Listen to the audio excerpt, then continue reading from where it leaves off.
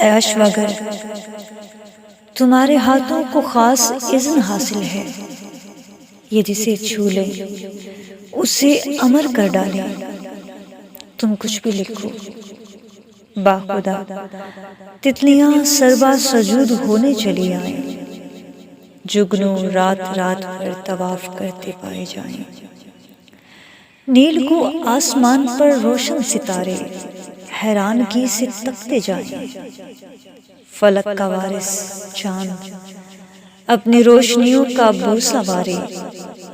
اے کرشمہ ساز، تم نے میرا نام لکھا تو میرے نام کو پر لگے، میرے بخت جاگے، میری امنگوں کو ایک نئی جدت ملی۔